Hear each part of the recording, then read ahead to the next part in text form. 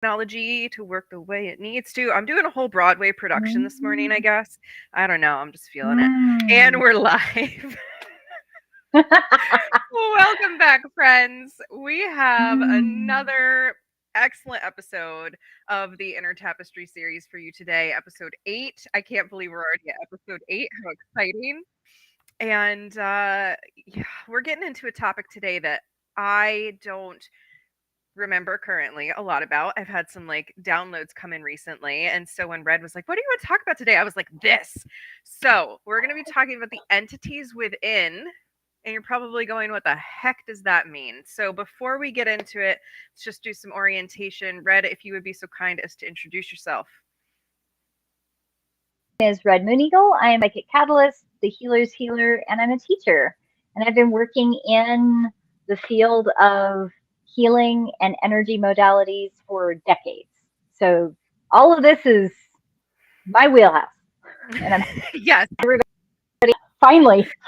finally, yes, to have a place to talk about these things is so important. And as always, I'm super honored that you're here and willing to have these conversations.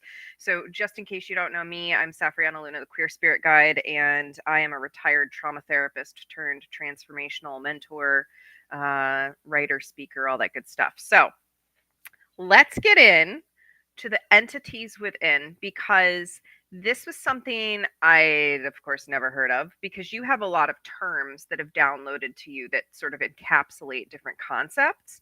And language, we take different meanings for different words and whatnot. So when I heard this particular cluster of words, it meant nothing to me.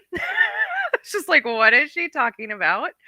And then we discussed a little bit more, and it started to make more sense to me. But I just thought it would be brilliant for us to just talk about it and pick it apart together live, where everyone else can benefit. So, would you just start with an overview of what you see as the entities within?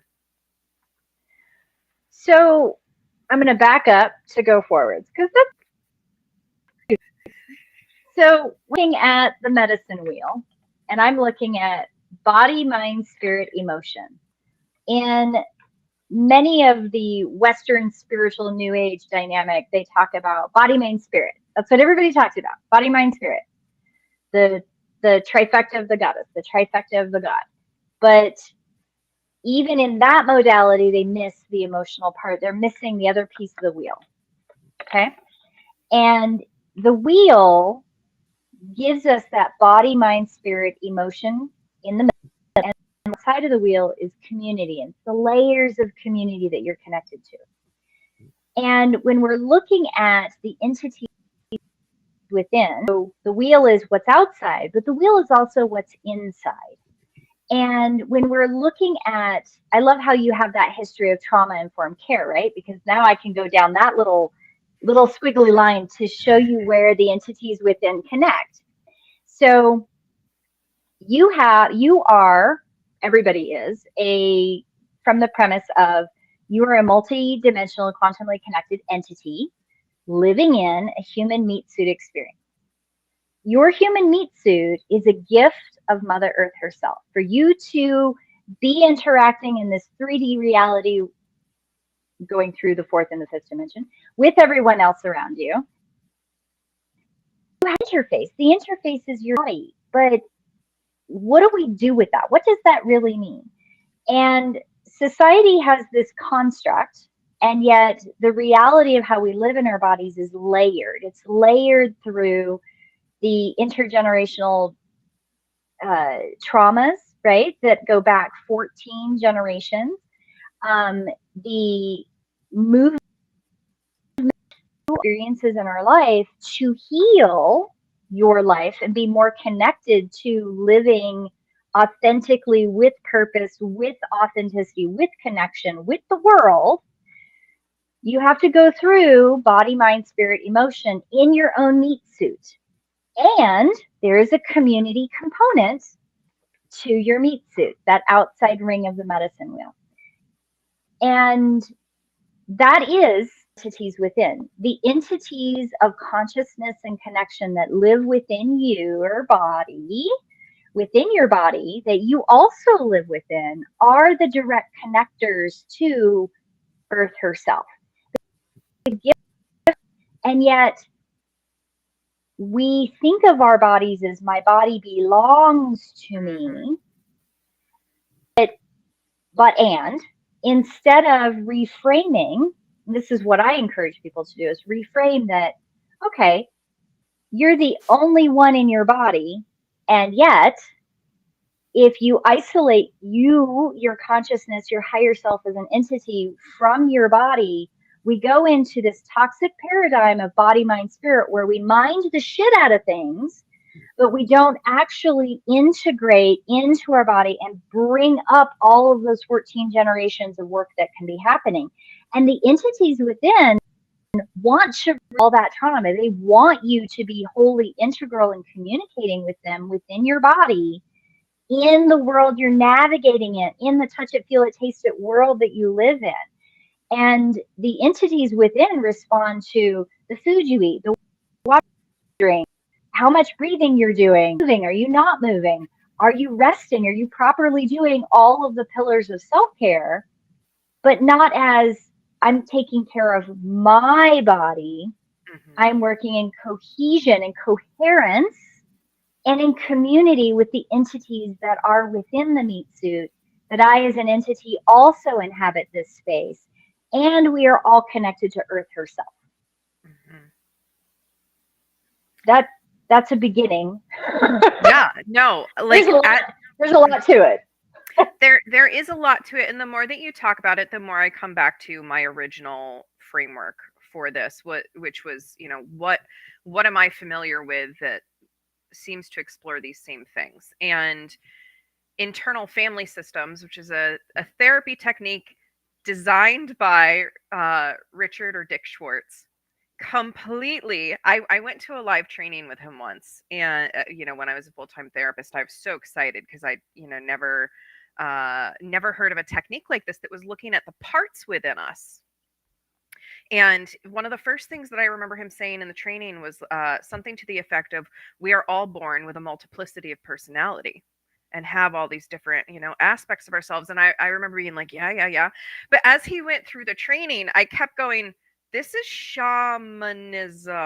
This is getting into the other world within ourselves and like working with the entities within us to resolve trauma or resolve symptom, right? To resolve manifestation. So I love this piece of bringing in the wheel, because parts of us or these entities within can be spiritually related, physically related, emotionally related, mentally related, some combination of 1, 2, 3, or all of them.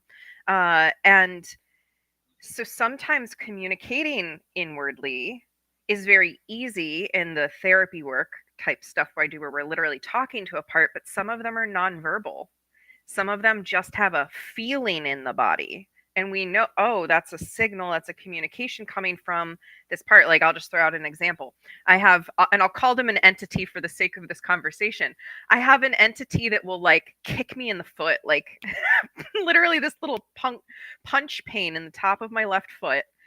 Mm-hmm. And it is communicating, slow down, Safrianna, you're going too fast, you're rushing, you're going to make mistakes in not a way that you're going to be okay with. Right? Like, making mistakes is okay, but it's the signal of like, stop.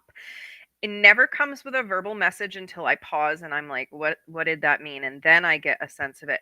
But now I have a relationship with that entity, and they can trigger that little pain really quick. And I go, all right, let me slow down. So, yeah. So learning to figure out how these parts or entities communicate with us can help us to reharmonize the system.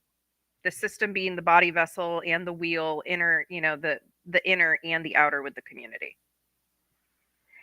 And the depth of what this entity within communication that I like to reinforce with people is very much that the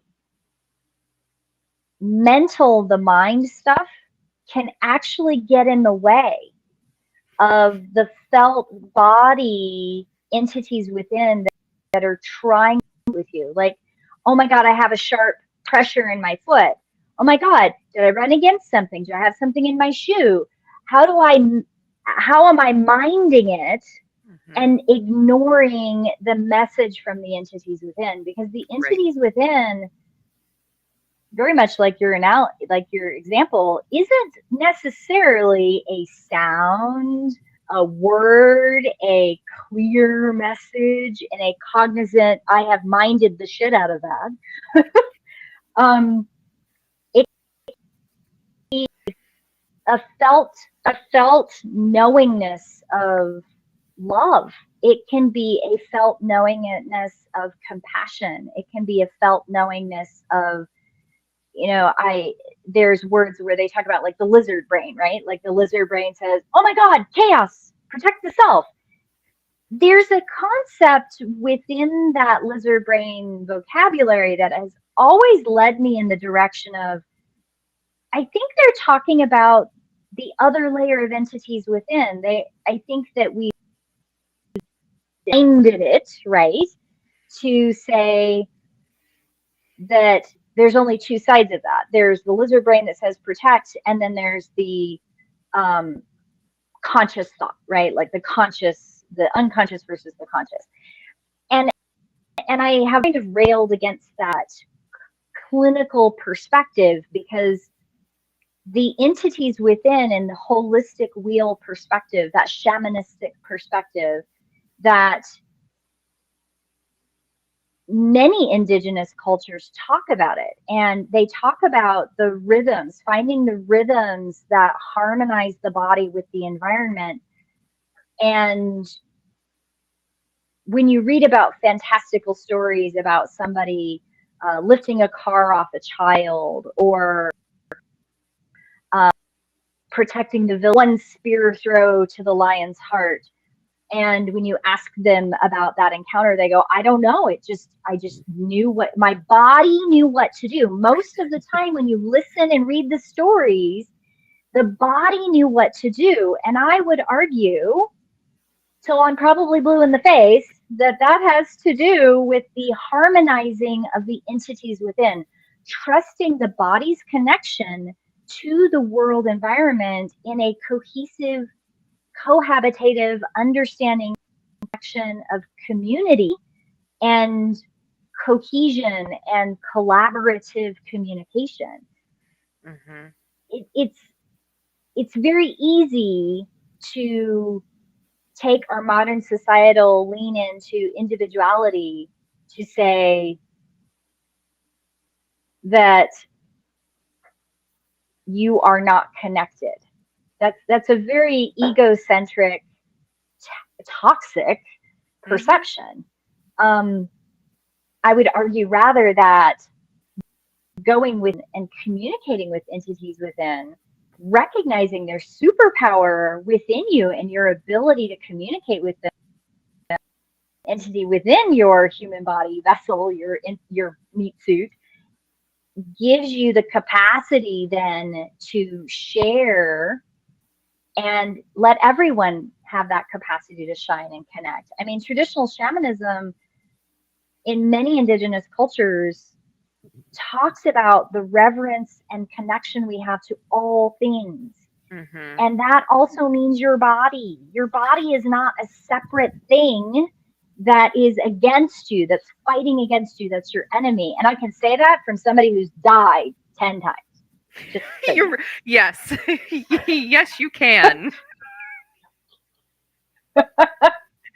It speaks to harmony for me. Of course, you know me. I love to talk about harmony and disharmony, and our inner relationship, how we treat these inner entities, these parts that have our symptoms, our behaviors, our desires, are governing the body systems and doing what they need to do. When we're bullying them and we're discounting them and we're not having a harmonized inner relationship, that also reflects out into the community. We don't end up with a harmonized relationships outside of us because we're not creating that in us. And that's something that I think is just so important to add in here, is like inner harmony has a ripple effect everywhere. And the more people that have this gentleness within them, to be able to witness that entity within that isn't functioning properly, right, is not able to meet their purpose because of disruption, disharmony, right? If we're just like, well, screw you, get good, friend, like just just get it together. Like, how many of us have that inner dialogue? Just get it together, like just pull it together. Stop being a little whiny baby, and when we're talking to our parts like that, how are we treating other people? Well, and it goes deeper too, in the sense of some of these internal dialogues are the traumas and the biases from our ancestors. Like, Yep. um, there was a very interesting podcast I listened to. Um, I'll share the link with you, Safrianna, so you can help other people find it. But it talks about the phrase "pull yourself up by your own bootstraps." Mm, Um, I yep. have used that term. I have used that term because that was a term that was used on me through my entire childhood.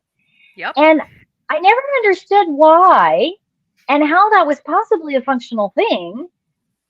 But also, in my relation to the use of the term, was trying to figure out how to make myself do something that was an antithesis to healing modality of trying to heal all the things I need to heal in the meat suit I'm living in. I, as the entity, can go on to do the things I need to do because I can't really step into my power as an entity to do all these things if I haven't really gone inside to the entities within and created that, using your word, the harmony. But Right. that also means I have to work through consciously, not mind. And I say consciously, but I don't mean like minding the shit out of it. Okay. Like I Right. don't mean like Holistically. right. Like there's a holistic interaction with the entities within about those internal dialogues and biases and traumas. Like pulling myself up my own bootstraps into that podcast. That's where that term comes from. And that's a mind thing, right? Like, okay, now I intellectually understand where it comes from. I spent a week going all the way in, like all the way in to all the little places that little phrase was hiding and what it felt like. And talk about some interesting entities within conversations. My hip locked up on me. I went to get up in the middle of the night and go to the bathroom, and I fell down and completely clocked myself in the head on the door jamb and laid there, lay here and pee my pants if I want. And like, can I get up? Will somebody let me get up? Like I'm in the middle of the night. It's 2 a.m. I need to pee. And I'm having an entire dialogue with the body systems of please don't let me pee down my pants. But clearly I'm working through, oh, that's what that is. Oh, like I had an epiphany moment of someone in my ancestry who had a terror of outhouses. Mm, wow. And it was dark. I didn't have a nightlight on. And for some reason, this visceral fear of running into a snake in the outhouse. There's no snakes in my bathroom. Where'd that come? I'm afraid of snakes. Like this internal dialogue of fear and letting myself at 2 o'clock in the morning in the middle of the night, having clocked myself in the door jam. I didn't have a concussion. I did check. But That's good. going through like all of the felt senses of that experience allowed more of that trauma and that fear to come through. Hmm. And I have I have encouraged other people to go through this felt sense. Where is that biases come from? Where is that dialogue coming from? Where is it hiding in the body? And how do you feel through it Hmm. without getting caught up in the mind part? Oh my gosh, right? Like, the mind part is, I think that we as a human species have definitely become over identified with our minds. Because, I mean, and I'll just call myself out. I work with Meryl Hayton. She's an EFT coach. We do a little side series called Align and Shine, and we trade sessions every now and then. And recently we're working through something, and she goes, this is her signal from having a download, and she just interrupts me, and she's like, Safriana, you are completely intellectually logicking your way out of actually feeling the thing you need to feel. And I was like, oh my gosh, I know. And I know I do this. And so I had to like, thank you for your logic. Cause yeah, like most of us, if we try hard enough or we have enough evidence, we can argue ourselves out of anything that's happening in here. We can have a reason for, oh, I don't need to feel that, or I can bypass that, or I don't have to look at that because, insert logic here. But going back to one, that then reflects in our outside relationships. And two, it's usually generational trauma, right? Because as a species, we're like going in this direction. And so we have the opportunity to repair this. And I love that you mentioned like blink blink this like complete generations and generations and you probably don't even know who. I mean, you might know exactly who it was because you sometimes your guides tell you these things, but I didn't someone get far any back. input on that one. But you knew you were able because you've cultivated this awareness to recognize, okay, yes, I'm having this response and I can get curious about it instead of just immediately intellectualizing it and like needing to think my way out of the situation I'm in. I can feel it, I can process it, I can see what's here. And that's how we do this repair work with the entities within so that they can get back to functioning the way that they would like to in their purpose, in their mission, in how they keep the system healthy and help us have these outside relationships. Well, it's interesting. The entities within are automatically harmonized with Earth herself because our human body is a gift from her to manifest in what we call reality.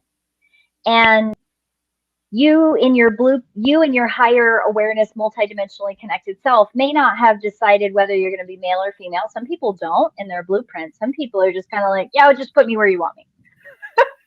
I've actually met people that they're like, it feels weird. It was like a random choice. I'm like, in your case, it is quite random.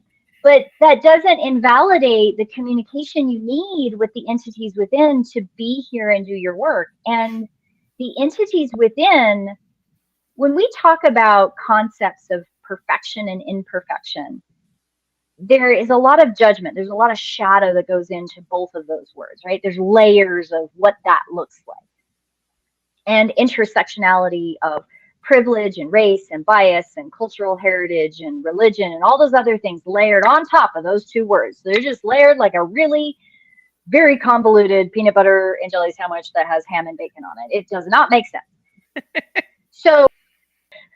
So when you're looking at the communication with you, the entity that's inside the meat suit, there is a true, without all those other layers of that word of perfection, true harmony potential that doesn't need an outside rule maker to create healing in your experiential living in your body. And when there is a recognition that the entities within constantly are encouraging you to come to a place of, I don't know if homeostasis is really the right word, but movement with them in your body. Think of like, I like to, when I first started talking about entities within, sometimes I'll talk about like, do you have blood in your body? And everybody goes, well, yeah, right? And I go, is blood ever not moving in your body? Well, no, not unless I like wrap a rubber band too tight around my finger and then it goes numb because there's not enough blood flow. And I went, yeah, but is it dead yet? Like you will notice when it goes numb, right? Like you're going to notice that, hey, I don't have feeling there anymore. There is a quality within us when we're not communicating with the entities within that there's a numbness, there's a disconnection between you and your lived body, the body moving, that even in your most still moment, you're breathing, your heart is pumping, the neurons, the electricity in your body firing hot and heavy, right? Yeah. That is a unique experience to you.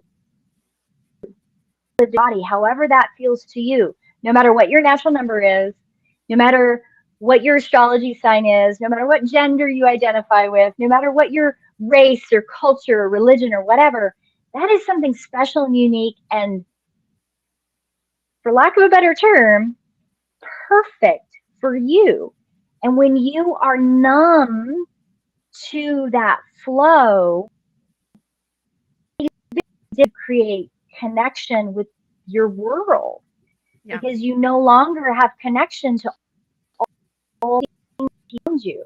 Right. You can't connect because you aren't connecting into the harmony and the consciousness. This is the other key to entities. They have their own consciousness Yep. within your body. And you have, we have minded our consciousness, right? We talk about it as the lizard brain, the unconscious, and then the conscious mind. Again, I break out of that paradigm because you as an entity are bringing the conscious of wherever you are from in the multidimensional realms of connection. But the body has consciousness, the body has memory, and those entities within want homeostasis. They want connection between you as the entity and your body to work in cohesive, I'm using your word again, harmony, to find the ability to move forward in your life. Right. It's quite complex and yet pretty damn simple because there's no rules here other than follow the wheel and probably make it a little bit easier. Yeah, and you know what comes up for me is we are all born, and the system for the most part, right, is currently in that state of harmony in that moment for the most part, right? Birth trauma is a thing, and immediately the disruption starts. Right. And that's what Yes. happens is this connection just gets disrupted. And so that's like the hopeful message is like it we can still reestablish that. We can reestablish the connection. We can plug into ourselves and we can go back to feeling and being in relationship. It's just disruption. It's like, you know, we put down our perfect art piece on the table and someone comes across and like smears paint across it. And it's like, whoa, I didn't that that was not part of the design. And then we spend years trying to get the paint off. But underneath, right, is the perfection of how we were created to be, our blueprint and these entities. Now, my curiosity as we're getting into this is, of course, as people with body vessels here in the 3D, we have been created, these body vessels have been created out of the same materials as everything else that's here in the 3D. And so, you know, I read something recently that was like, everybody has a little bit of Shakespeare in them because, like, literally the particles in the world we're breathing in, and like Shakespeare's dust is in our lungs somewhere. So we're literally made of the same building blocks over and over and over again, which brings me back into that generational trauma piece. I wonder, you know, are some of these entities somehow literally passed from person to person through bloodlines? Are they like little bits and pieces of those entities? Do they take new form as they're reconfigured? Like that, of course, that's where I'm going. I like get real curious about this stuff. I love it. I love it. You know, it's I find it fascinating, the dichotomy of 9 where they can go the big thing, but also, but what about the tiny little things? I love that. I couldn't help pointing that out because I know you're a 9, and it is something that, unless you had brought it up, I probably wouldn't have thought to ask that question. But our guides are actually answering it together, so I'm getting a kind of a complex answer to that. So let's see if I can translate this properly. So the entities within are their own consciousness and their own purpose, and some do follow intentional threads into place and time to lead. So this is where I know you've had encounters with people like they're the one off in their family, like they're the one who seems to be aware of all of the brokenness. I'm one of those, like, you know, like what have been fondly called the black sheep, right? Like fondly or traumatically or accusatory, depending on who you talk to. there are a lot of words we use in our modern culture to identify those in families that seem to push all of the trauma forward into the front, right? And that is, from what our guides are saying, that is an activation of choice. So if somebody comes into a family, and like I am definitely the one in my family. I was born into a family that the entity that I am really could not do all of the work that I'm doing without consciously, physiologically, and intentionally drawing on ancestral knowledge and learning and continuing to learn and continuing to strive to. It's very much like weeding the garden. I've gone through every single square inch of the garden of my body to weed out and dig up every single rock, every pebble, every disharmonized, whatever you want to call it, right, thing, and look at it and look at its shiny thing, love, and polish it up nicely, and then put it back. And putting it back, maybe putting it back as in, say, okay, we'll use the outhouse, right? Like whoever it is in my ancestry who is absolutely terrified of outhouses their entire life, lived with that trauma their entire life, and I was able to experience that terror that I'd never experienced before that I am aware of from a memory, a felt memory, someone else, and acknowledge grace and love and compassion and thank the entities within for bringing it forward and letting me know that I'm not going to pee my pants. I'm just going to lay here on the floor for a couple minutes, literally until the cat got up and was like murking in my ear going, you should be in bed. Why are you laying on the floor, Mom? You know, like to really let my whole body experience that meant that I was working in cohesion with the entities from past ancestry that I chosen to be a vessel to be awake with, I guess is the best way to describe it. Not everyone has the entities within from the perspective of awake in cohesion, whether they like it or not, I guess is what I'm saying. Like those that are the black sheep, they can't hide from it. It will always pop up. It's like, yeah, that, right? Like I am going to run down the road, refusing to see the right side of the road. Like it doesn't go away. It's always there. And the others in your family. So if I were going to look at my family and all of the buried trauma and the buried stuff that they don't want to deal with and the refusal to acknowledge ancestral connection, you know, just all the biases and the I grew up with. My work does not excuse them from the potentiality of them awakening to the entities within, right? Mm-hmm. But it does make the pathway forward for them, should they choose to step into that space.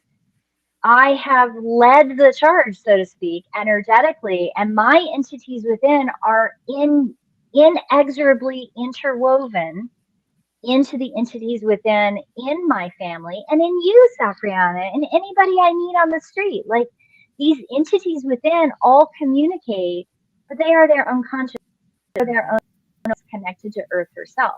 So I had a contract in my family to have children, and you actually when they're from other places in the universe, they will choose not to have children in the human body because they're afraid of getting trapped and all these other like weird things.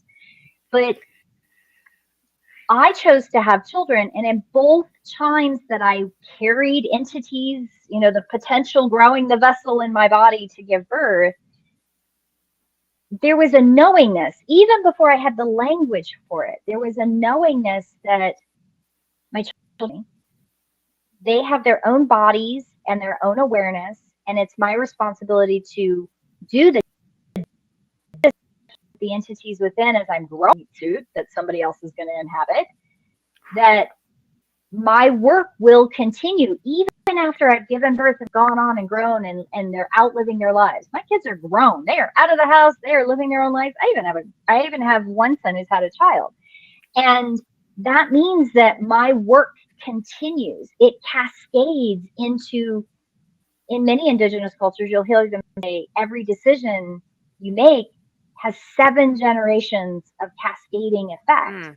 And the entities within is how you come into harmony and cohesion to listen to what your tell you if this is the decision that's okay.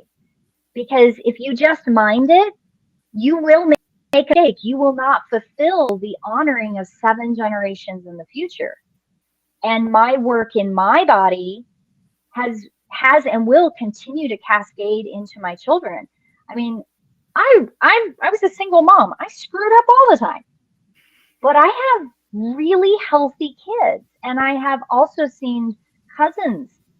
Like the healing that I do with the entities within has cascaded out to cousins and out in the family in the weirdest ways you would never think, because it doesn't follow a logic mind line. Yes. You cannot get from here to there with just your mind. Yes. That is where the entities within, when you're looking at the wheel, that's where spirit and emotion come in with body. This is why mind is not part of that. Yeah, what's really been coming up as you've just been speaking on this is two things: collective healing, which I'm all about, Mhm. and somatic work and physical based energy movement work. So, on the collective healing piece, I've seen that happen so many times that I do a piece of inner work and I don't say anything about it to anyone. And then suddenly someone outside of me acts as if they've received the same piece of healing work, right? So there's tremendous, and this is something that I'm like super passionate about, like the importance of collective healing and healing in community. Again, you have a community inside you. It is not crazy. We all have this. We all have this. To be here, you have to have this. And the logic example that I always give to people here is a part of you wants pizza tonight and a part of you wants a homemade meal, and you're fighting between them, right? Because one is like trying to move towards your values and one's a little bit off what knows what's best for you because you're lactose intolerant, and your entities within know that, but there's one that's like, but really we can do this, right? And you see you have this little tug of war. So we know that we have this little tug of war inside, which just proves like there's multiple things happening, many things happening in here, and it mirrors what's happening out here. So the more that we can go in and harmonize and commune with, the better things are going to be, and that has that generational impact. And so with the somatic piece, I use EFT tapping. I've used just like somatic breath work and such, of course, and movement in general, dance, stretching. All of those can be ways to connect with these entities within and also have that generational impact. Like you can do reciprocal work. You mentioned this overlap of body, mind, and spirit. That is our capacity to extend energy to people outside of us, to send healing, to uh, believe in something better and make it possible. Like we really do have an impact vibrationally when we're able to do this work inside of us. And that somatic work, like doing EFT tapping or breathing, right, gets the things moving and flowing again. EMDR comes up. In EMDR, we're actually aligning the two hemispheres of the brain rapidly so that the trauma can actually process all the way through, because we normally logically mind over it and we're like, I don't have to look at that. Nope. And then it gets stuck, right? So all the somatic techniques get us out of our stuckness and into the flow happening again, which then can create that outside and inside harmony. So it's all so interconnected. I would say that it's body, spirit, emotion, get it going. And as you move it, that's where the interconnectedness, like you've done the work, you've done the inner work, and then somebody says something and you're like, how did that happen? That's your mind engaging and then validating their experience and you validating your own experience through that mind connection. But you have to do the emotional body spirit part. If you're just minding it, you're going to miss a chunk of the piece. But I also argue that in modern metaphysical kooky new age practice, everybody's focusing on body, mind, spirit, and everybody leaves out the emotional part. Yep. So, and leaving out a huge chunk of the potentiality of connection to the entities within, because the entities within, as best that I can explain it, they are integral to the emotion, spiritual, body connection. Mind is really where your self, your intellectual, your entity of who you are as a multidimensionally quantumly connected entity in the meat suit, that's where mind kicks in. And I think it's been very interesting in the New Age movement that I've seen develop since the 80s, since I've even been aware that there was a New Age movement, that the religion dogma of New Age kind of got catapulted out of the shadows through Wicca and paganism, heathenism, things, right? And that, ironically, was very emotion, spirit, felt things. But instead of delving into the and sucked up into mind. So I have seen people that are these amazing entities that have such potential, and they mind the shit out of whatever it is they're trying to download and bring forward in the community, but they are so disconnected from their body. They're connected to their own internal traumas. They're so disconnected from the entities within that their messaging comes through sideways. It's Yeah. not that they're not sincere. It's not that they don't have something to contribute, but there's a disconnect. We're going to go back to shadow there. There's a disconnect, the shadow and light cycle, and the disconnect from the emotional, spiritual awareness of the consciousness Mm-hmm. of the entities within, because it's so foreign to them as entities who are living a human experience that it's, you add all those traumas and all those things. Like, I can say that I understand where that confusion comes from, because I too kind of struck. I was like, okay, I'm going to go into this new age pagan world and I'm going to explore this, but why is everybody leaving out this whole other category? And I kept poking the puppy. Let's readdress it. Let's readdress this. Let's bring this out. It was not very popular in some circles because I wouldn't leave it alone. And now there's enough people that have done the work and have recognized and been the black sheep in a country that have said, we can't ignore this. That now having a conversation about entities within doesn't probably sound all that foreign compared to 20 years ago. That was not a conversation that anybody was willing to hear. No, no, no, no.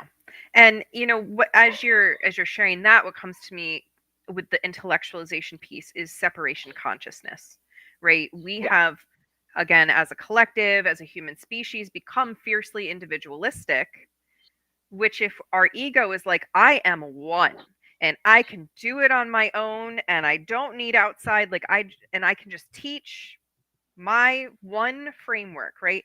Like that's a disconnection from the entities within. It's a disconnection from others. It's a disconnection to the rest of that wheel, right? It's a disconnection from the body. It's a disconnection from the emotions. It's a disconnection from the spirit. And I wish I like glanced down. I wish I had all of my sketchbooks here because I literally have a drawing of this. That's the relationship between, I call them the bodies, I don't know why, but the mental body, physical body, emotional body, spiritual body, and they're all connected and overlapping. And the body, the physical body, is like the little core, right? It's the core of the earth. It's what holds us all in. But then the mental and emotional are kind of like overlapping and dancing, and the mental can carry us up into the spiritual, but the feeling can Yes. also do that because they're Mm-hmm. all kind of dancing together. So, to isolate us down to just the intellectual can cut us off from everything. And again, it's that separation concept. Us versus them, me versus everyone else, instead of A, I'm multidimensional, and B, so is the world, the universe that we live in, right? And so the more that we learn to even just start pulling in safety for, like, okay, I can intellectualize for right now, but let me try and intellectualize with my body online, or with the emotions online, or with a spiritual practice online, and like just start to play with how do we expand that existence beyond here, right? And I know if Ike or any head number listens to this, like many head numbers especially struggle with being this floating brain, right? Mm-hmm. And Yeah. but many of us do because we've been around that in other people. And as a collective have gotten to that point where we're just like these little floating brains, and many of us unfortunately think that because our brains are so powerful that we're like better than other entities. No. We're just Well, a different conglomerate, a different different connection of these entities. I've actually encountered quite a bit of that and I push back against it quite a bit. And there is this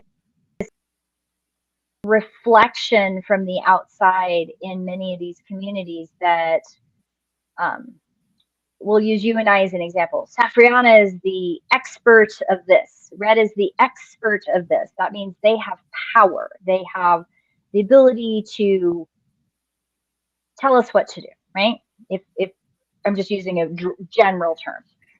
Well, there's a disconnect there because again, that's categorizing in power through the minding stuff, right? Hmm. Everything I teach, everything is to give power back from that isolationist individualist perspective to the person, the entity I'm talking to that lives, that has entities within, that is connected to Earth herself, and thus is also connected to me. And none of us are better than the other. I talk about it all the time in my daily devotions. Like, I am in the journey with everybody else. I put all of my book out there. The book of my life is open in public and out in raw form every morning with my daily devotions. Not because I'm trying to inundate the universe with look at me, look at me, look at me, but look at the commonality that we have together, that I am not a leader in any sense. It's just that I am compelled to share it. Everybody's compelled to share it, and that's okay. Everybody brings their own special, unique superpower through their natural number, through their blueprint, through who they are as entities. And to go back to the head numbers, that 1, 7, and 5, there is an when those natural numbers do start actually trusting their body and bringing that activation into a space rather than using their activation to leave the space, Right. which they do.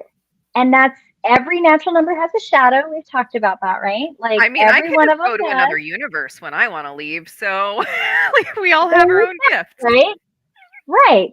So there's no shame in leaving the body. The encouragement, I would rather say, to reframe that shadow is to come into a relationship of lovingness with your body. And sometimes people talk about it in the sense of love yourself, right? Like natural number one's looking into the mirror, looking at themselves and saying, I love you. Yes. I used to give that exercise all the time to clients because it was this most amazing exercise that I had done with somebody. And I look back now and I go, that person was probably natural number one showing me this amazing divine connection. And I used it for quite a few years with many people because it can be very healing. But in that connection of loving yourself, you then start to have the to open the doorways to loving all of the entities within that you have, and know that that divine connection to earth, to this body she has given you, it is your personal altar to take care of. It is the symbol to work through generations of trauma. And the entities within have this need. It's their conscious need to create this coherence between you, the entity, and your body and your movement in the world. They do not want disharmony. They do not want disease. They do not want disconnection. Right. And these head natural numbers give us an amazing capacity to go up and into this intellectual space naturally in their bodies. They also have these amazing potentials to connect into all these interconnected pieces with our body and the entities within. And that is a beautiful thing. Oh my goodness, is that a beautiful thing? It's just makes me excited and happy.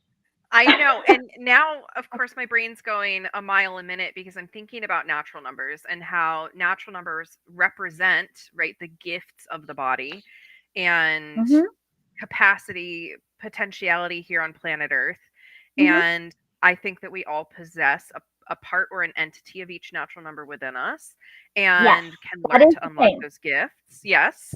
Yes. And so it's like the the thing that I want to, and I know this is my therapist background coming in here, but I just think it's important to say is because I think you alluded to it earlier, is not every entity has the whole picture of everything. It's because it's doing its purpose, right? Like I'm not a politician, so I'm not currently sitting in the White House doing paperwork. Like I'm so far removed from that that me as an entity, that's not my job, right? Just like there's a little entity in me that has like no access to the trauma stories, and then entities that have access to just one trauma story or a set of beliefs Yes. or whatever. And Yes. so that's where, as we, the consciousness, not intellectualizing, but the consciousness, as you've been distinguishing, can come in and Yes. begin the process of emotionally, physically, spiritually, mentally connecting with the parts, these entities. We can start to reestablish their relationships. We can update their information like, hey, I know you're stuck in this trauma. It's actually been Mm-hmm. 15 years. I don't know if you know that, little buddy. Like, I don't know if you know because you're stuck in Yeah. time, right? So let me bring you into the present and like love you Mm-hmm. now and show you this is not happening anymore, Mm-hmm. right? And then I know I get a little Yeah. goosebumps because that's literally how I connect with my entities within sometimes. Mm-hmm. If they carry a very strong emotion or a trauma, I literally just I sit and I talk to them like I would a kid. I'm just Mm-hmm. like, oh my gosh, this, Absolutely. yeah, like this is really hard, and I see you, and I'm not going to try and change it, but I want to give you a little system update for what's really happening out here, and if that changes things, cool, and if not, you can just tell me what you need, right? And we can completely reestablish this inner relationship. It is entirely possible. That's actually like my specialty is Yes. connecting people with these. Now that I'm like, okay, Yes. we're talking about the same thing. It's just a different different language, but we can completely change our relationship with these entities, and we can completely heal potentially physical things that are happening, mental health symptoms that are happening, energetic blockages, like you name it, right? We can change it. There's there's a quality with the natural numbers that I've been exploring, and I won't go into the details of that because that's something that if it comes out into the world when it's birthed and when it's ready, we'll talk about it. But there is a functionality of how natural numbers work that I firmly believe this is taught in and with the awareness of the entities within, so that if you are somebody who has these intergenerational traumas and biases, and you have these entities that are stuck in 4 generations back in a crying corner of absolute terror and solitude and isolation, that you can potentially heal those without having to remember what they are. It doesn't mean you have to relive all these traumas. It just means that acknowledging that little corner And through the work that I've been kind of playing with, I think there is a potential to release things and heal things in layers with, even if you're not carrying the load, like the use that terrible term, but that load that those people carry, I have noticed, is very much at the surface. It's as though that the awakening of those entities is just integral to the life plan, to the blueprint, to the awareness, to the body. But others don't have that. So maybe theirs is more in the background, but it's still affecting their karma. Unconscious biases, unconscious behaviors, unconscious loops of trauma, whatever that stuff is, right? Like, I do think that there is something about not only knowing your natural number, but also embodying all natural numbers, learning how to connect to the superpowers of every single one of those natural activation points gives you more of an idea of what that felt sense of knowing your entities within. It's not a shortcut, because I tell people all the time, I have never met not a real one. I have been tempted by people's wanton belief that there is a shortcut, but so far I have never met a shortcut that's a real shortcut. But the body of nine paradigm does seem to the potentiality, more grounded reality and more workable, tangible. These are things that you can, it's not a shortcut. Working on traumas and helping the entities within, helping yourself communicate to your own entities within, I'll get there. That itself is a journey, and I know of no shortcut. Right. And I've been aware of the entities within since I was a very small child, in the way of there's something about it, but I didn't always have the words for it. It ironically was not until the body of nine wording came into my sphere that I was able to go, oh, that's what it is that's who I'm talking to. That is the fundamental piece of missing words to make it connect.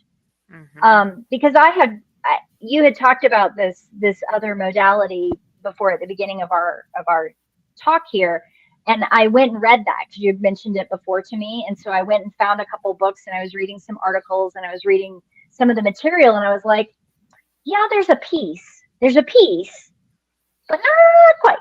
We have minded it again. We have minded it again. And that's why when I took the training, I was like, you're just minding shamanism right now. Like, that's all it was. Yep. Yeah. And that does no one any service. Like, we have to bring the consciousness and the paradigm of people's perception of shadow and light. It's not good or bad. It's not scary. It's not the monster under the table. We also have to reframe this whole body, mind, spirit into body, mind, spirit, emotion, and community. We're leaving out key pieces of the whole paradigm. And we also have to work past this idea that these famous teachers are better or ahead or more powerful than everyone working together. As a matter of fact, as soon as somebody gets famous, I start to question things. I start to go, okay, is that person really grounded? Not because they don't maybe deserve to be famous or rich or whatever. Some people's life plans are written that way. But where is their authenticity, and where is their recognition that no one's better than anyone else and we all have something valid to contribute? Because that also matters, right? It matters that you're not alone, and that when somebody gains awareness, that they don't all of a sudden shoot out in front of the line and they're going to win first prize. There is no fucking race in this. There's nobody going to win first prize.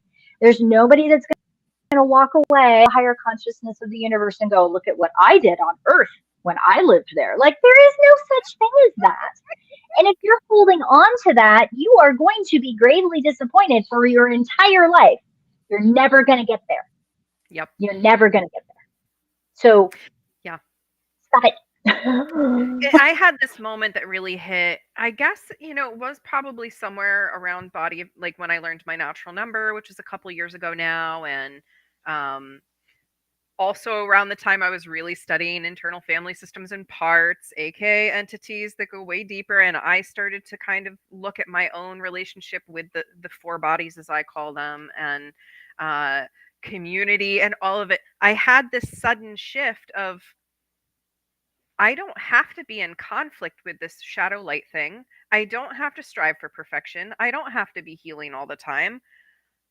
And I'm never going to reach perfection in this lifetime in some grand cosmic enlightenment kind of way. The closest I can get to Nope. enlightenment in this human vessel is to just freaking enjoy myself and proliferate love in the world, right? Like, just pour love into myself and into others, and that's the closest we can get. So not striving for this, like, I'm going to be better, I'm going to be so powerful, I'm going to be above the shadow, I'm going to be above the pain. No, you're not. And anybody who claims that they are is telling you a fib because they want you to give them money. All we can do is rechange our relationship. Yeah, and there is a dynamic of recognizing that the journey is the work. The Mhm. journey is the work. The connection, the learning means that when you're in a space, so I'll use a totally like pulling this out of my hat type thing, but say you've gone out dancing and you're with a group of girls and the teacher starts making comments to this African American man about, I bet country and Western dancing is really boring compared to what you would normally do, making inferences and biases against somebody of color, of race, of sexuality, and I mean, that's oppressive. Like, we have to, in our work with our own internal biases, as those things begin to heal, this is where community comes into play. This is where it's terrifying for people. What do I say? How do I say it? How do I create safety and acknowledgement? How do I recognize these biases that continually create these obsessive, fear paradigm based interactions out in our world? Yep. Is it a safe thing to say? What is the safe thing to say? How do you navigate that in the world? And how do you honor?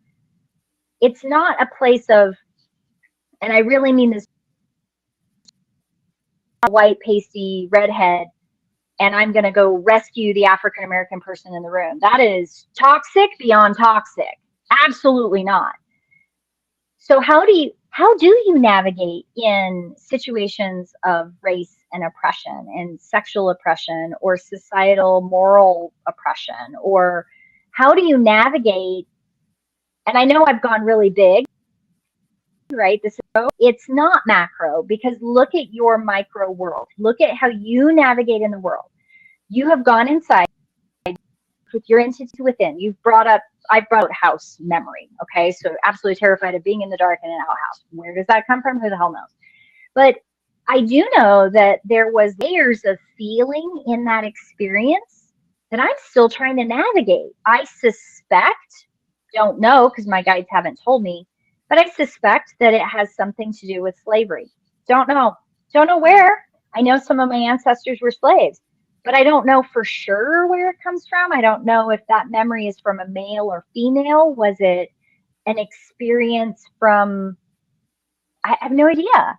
But the felt sense is terrifying. And I laid in the middle of the floor for a half an hour probably, because I realized when I got up and actually ended up using the bathroom that I had tears coming out of my eyes, and I had re- re- released this pent up undercurrent of terror,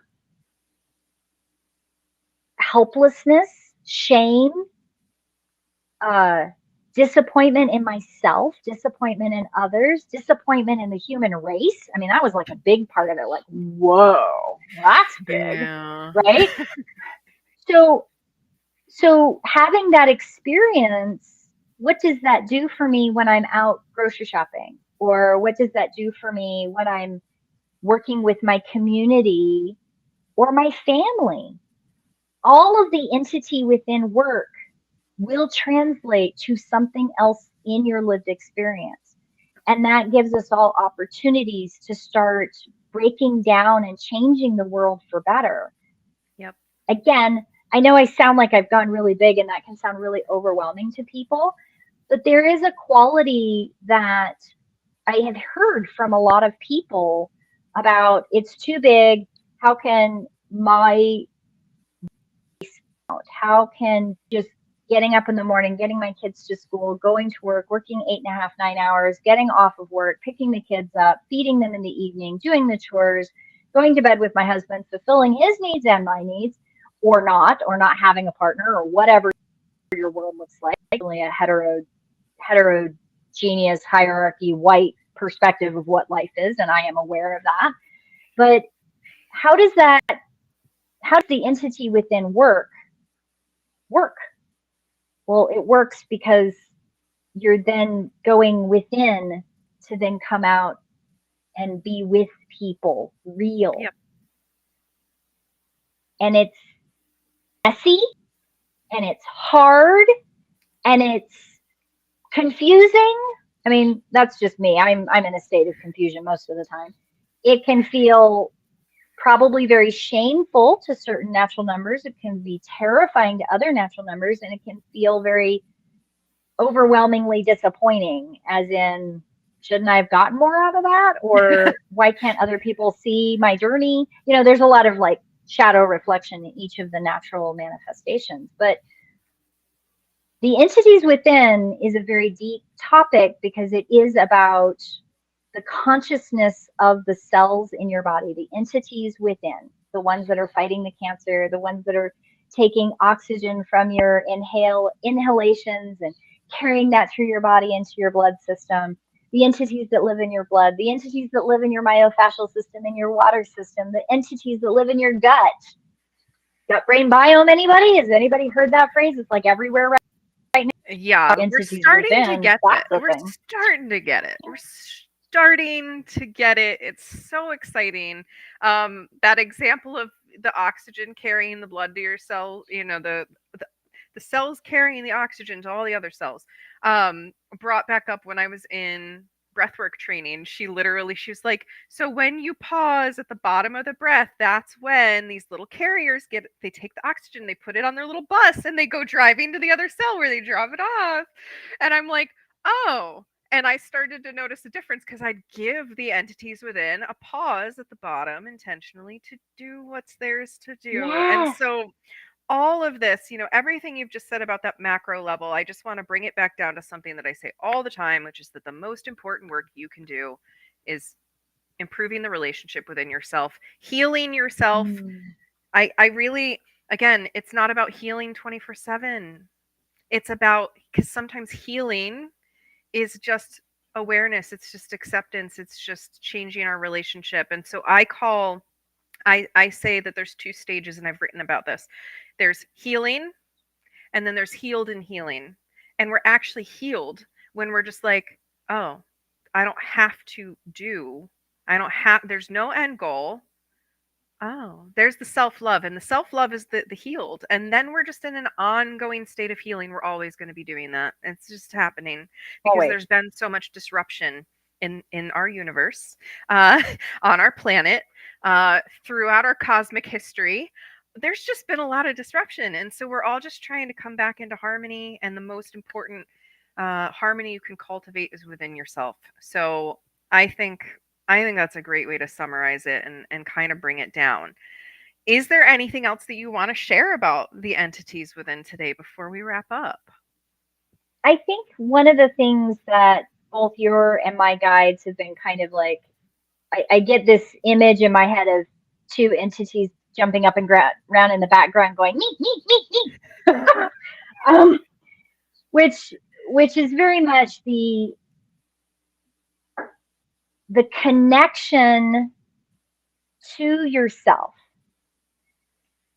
is connecting to the consciousness of the entities within. And that language is often first and fundamentally emotional first. So Mhm. the emotional communication is not something to be scared of. And when you hear what I call the isolating emotion, like we're going to compartmentalize it over here so we can function in the world, you're disregarding a fundamental emotional language of your body trying to communicate with you. Mm-hmm. And sometimes in a social situation in our 3D world, it is not appropriate. 100%. And when you start giving yourself permission to feel it and be authentic in that, that doesn't mean that if you have a felt sense of, I need to scream right now in this group of businessmen, it doesn't mean you scream right now, but you can acknowledge that you want to scream. You can breathe into the emotion, acknowledge the entities within that have brought that scream forward. And you can, in that moment, hell, excuse yourself, go to the bathroom and stick your head in a, I totally done me, stick my head in my coat and scream into my coat in the bathroom. Terrifies usually anybody that's in the bathroom with me, but but you know what? You got to do what you got to do. Because through that scream, you can find the release. You're releasing trauma. The body, the entities within are telling you constantly in everything you do in your life. Your entities within are communicating with you and communicating through you to the bodies around you. There's a wonderful book called My Grandmother's Hand. I've been referring to it a Oh lot my lately. God. So good. Because he talks about the bodies, and he talks about the entities within a little differently than I do, but he is talking about them. Because if you read that book, it's in there. And we all have the intrinsic need, no matter who you are in the world, to communicate with your entities within, to communicate with the emotional entities that are helping you. They are here to help. They're really here to help. Yeah. And it's not scary, but it is uncomfortable, and it can stir up all the emotions that nobody knows. And I validate that. It's not comfortable, but it is necessary, and you're not doing it alone. Because guess what, people? Safrianna and I are doing it too. So you're not alone. Yeah. Yes, I'm so glad that more and more people are having these sorts of conversations, and the gut brain biome and my grandmother's hands, like we're starting to have the dialogue, and that's where I think many people are saying, like, wow, what a exciting time to be alive, and that we've come in at this point in time for a reason, many of us, because we're here to, like, see this work do what it needs to do, and to have the impact that it can have, and to have that trickle effect for the next 7 generations, which hopefully through our work will be here, because we'll get the planet back in harmony enough to do what it's here to do. we are very much the foundation of our, we are the result of our ancestors seeing that the world will need a shift. Yep. And we are in a place to bring all of that back into awareness. It's not that it didn't exist before. I will argue with that space. I can't tell you how many people have, like, okay, guys, this isn't new. This really isn't new. It's more public because we have live streams, and we have, cars, and we have the internet, and we have mass printing of books. Like, we have all kinds of tools that make these conversations able to be public. But there have absolutely been a whole lot of awake people over the last generations that have been doing this work. Yes. Yes. And honoring your ancestors and the work that they've done, and honoring that if you are the black sheep in your family and you are trying to resolve the traumas from your entities within that are bringing all of that ancestral stuff forward, honor that. It's beautiful. It's not a bad thing. And I can tell you, because I genuinely have gone through that gauntlet of trying to figure out, like, what kind of crazy business was I smoking on the other side? This is a shit ton of stuff. get through 14 generations of this and still function? Well, there have been times I have not functioned.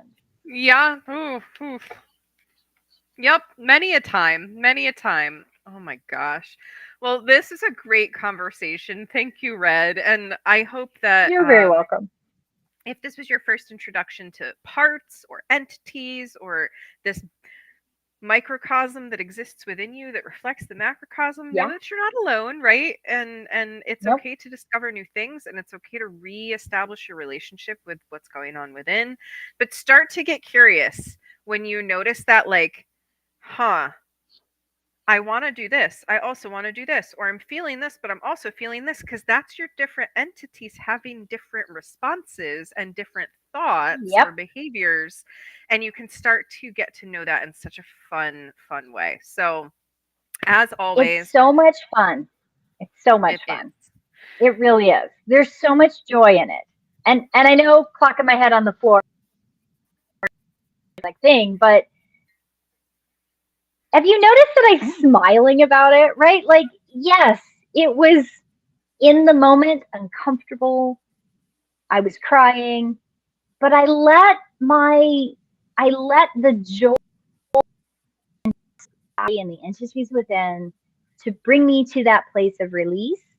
Hmm. And I can think of that knowingness and I can find that place in my body. Ironically, my hip is completely unlocked and I haven't had any pain with it since that. And I have always had an undercurrent of pain in my right hip. So there's a Hmm. real release that and Yeah, joy. There's so much joy that comes from communicating and trusting the entities within. Your body doesn't hate you. I promise. I promise, I right. promise, I promise. Yes. Yeah, and that gentleness, right? Like I said, when I was able to accept, like, oh, I'm just gonna do this dance with the shadow and light and the uncomfortable and the Yeah. comfortable, and I'm just gonna be there. Oh, Like, things, I can have a meltdown now and come out of that meltdown and go, oh, thank goodness I just had that oh, expression, and now I can get back to regular functioning. Maybe that meltdown lasts 3 days, but there's gentleness there now that is entirely different. So you yeah, can keep reestablishing this inner relationship with yourself. And Red and I are the sort of people that are here to help you if you need that outside guidance, because you're finding your footing. You have the answers within you. You do.